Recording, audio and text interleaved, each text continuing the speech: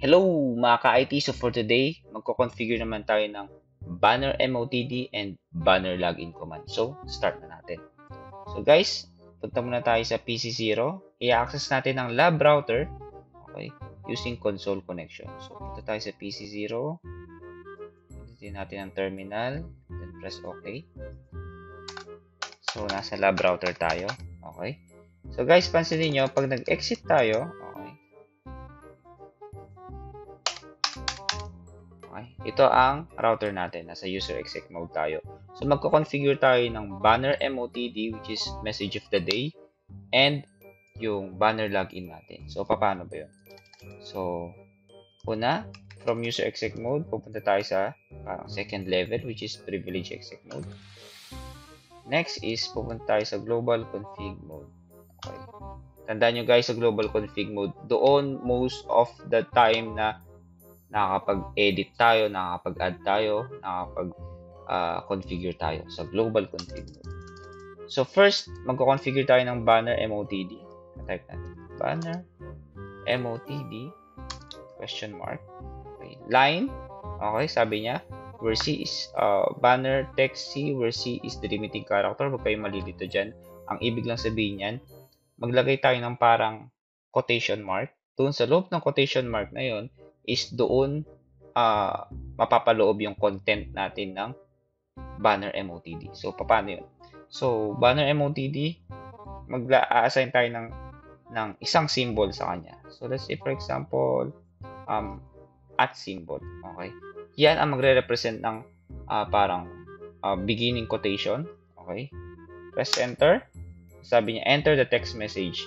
So, dito, after nating gamitin yung symbol na at, okay, dito na mag-uumpisa yung message natin. So, pwede natin i-type, this is banner MOTD. Okay. So, let's say, for example, yan ang ating message of the day na banner. So, after na natin malagay yung content, okay, kailangan lang ulit natin i-close yung content na yan sa symbol na ginamit natin. So, dahil ginamit natin is at symbol, enter. Okay. Next naman, okay na tayo sa banner MOTD mga ka-IT. Next naman is banner login. So, banner login, ganun din. Change natin yung symbol. Let's say, for example, asterisk naman. Okay? Banner login, asterisk. Okay? After na asterisk symbol, pwede na natin i-type yung content natin. Let's say, for example, this is banner login. Okay. Say, for example, ito na yung gusto nating banner login na message. This is our banner login, di ba? So, after nyan, kailangan i-end din natin siya ng asterisk symbol. Okay. So, yun na. So, check natin mga ka-IT kung gumagana siya. Paano ba natin makikita itong mga to? Okay, exit natin. Exit din natin. Makikita natin siya pag in-access na natin yung mga devices natin. Okay, enter. Napansin nyo mga ka-IT? Nakita natin yung banner MOTD natin, which is yung message of the day. Okay. Ito yung parang message ng router sa mga nag-a-access dito sa device na to. Pero pansinin nyo, wala yung banner login. Lalabas lang ang banner login mga ka-IT kapag meron tayong login access. Okay? Or kung may na-configure tayong password para mag-login sila. Okay? So, paano yon? So, punta tayo sa enable ulit. Global config. Gawa tayo ng login para sa console. Okay? Line console 0. Type natin is password Cisco 123. Yan yung gusto nating password. Then don't forget to type in login. Okay, so for this example mga ka-IT, gumawa tayo ng console password para lang makapag-login tayo and para makita natin kung lalabas ba na yung banner login natin.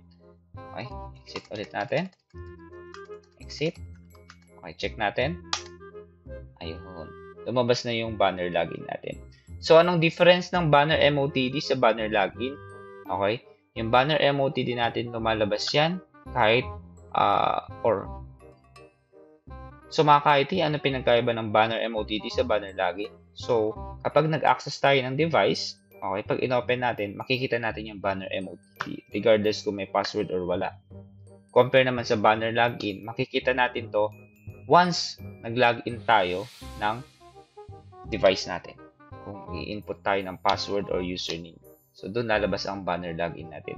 So, mga ka-IT, sobrang dali lang mag-configure ng banner MOTD and banner login. Sana may natutunan ulit kayo. Okay? Watch out for more!